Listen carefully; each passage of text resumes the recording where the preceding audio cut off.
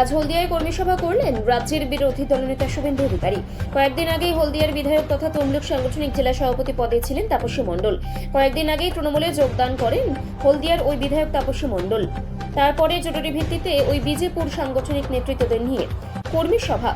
এদিন নতুন তমলুক সাংগঠনিক জেলা সভাপতি হিসেবে মলয় সিনহার নাম ঘোষণা করেন। পাশাপাশি তাপসী মণ্ডল দল ত্যাগকে নিয়ে কটাক্ষ করেন। তিনি জানান, কোনোদিন কর্মীদের পাশে দাঁড়ায়নি। কর্মীরা মুক্তির স্বাদ পেল। আগামী দিন ভোটে দাঁড়ালে হারবে বিজেপির কাছে। পাশাপাশি এদিন একাধিক বিষয়ে প্রতিক্রিয়া দেন সংবাদ মাধ্যমের কাছে। দাদা, হলদিয়া শিল্পাঞ্চলের জন্য বিশেষ কিছু ব্যবস্থা আপনারা নিচ্ছেন দলগত দিক থেকে বা সাংগঠনিক কাউকে দায়িত্ব দেওয়া, হলদিয়ার জন্য আলাদা করে সংগঠন থেকে জানিয়ে দেওয়া। দাদা, তাপসী মণ্ডল বলছে যে মাঠে যখন নেমেছি স্ট্র্যাটেজি ঠিক করে নেমেছি। ওর কি স্ট্র্যাটেজি জানা আছে? নিজের মামা প্রশান্ত দাসের কাছে হেরেছিল, 111টা ভোট পেয়েছে। হুমায়ুন কবির বলছে যে শুভেন্দু বাবুর ঘাড়ে ও শুয়ে রেখেছিল পার্টিকে, এখানে কোনো কর্মসূচি করতে দিত না, মিছিল মিটিং করতে দিত না। 1,20,000 টাকা বিধায়কের ভাতা পায়, একটা কর্মী বলতে পারবে না তার বিপদে 1,000 টাকা দিয়ে সাহায্য করেছে। আমরা দল থেকে 2021-এর সেপ্টেম্বর মাস থেকে আজ অবধি, গত মাস অবধি 1 লক্ষ টাকা করে এমএলএ অফিস চালানোর জন্য দিয়েছি। 1,20,000 টাকা ভাতা বিধানসভার বিজেপি কর্মীদের অবদান।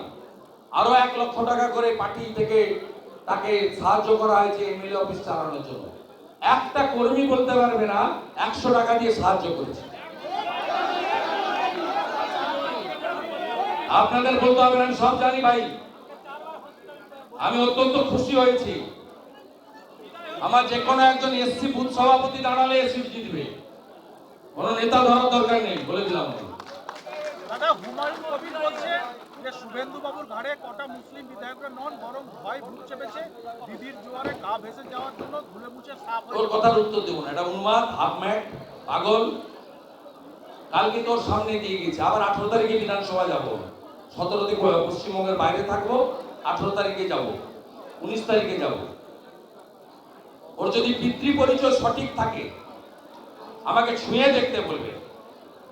বিধানসভা প্রিমিসেসের মধ্যে তো সেন্ট্রাল সিকিউরিটি থাকে না, আমি একা থাকি।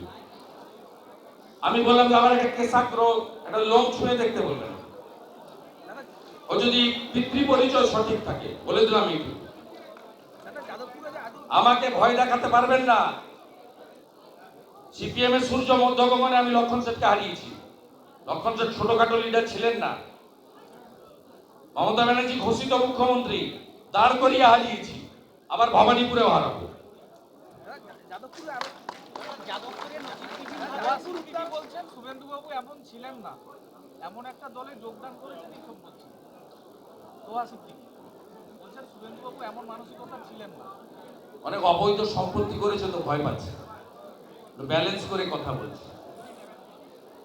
আমি কারো সার্টিফিকেট চাই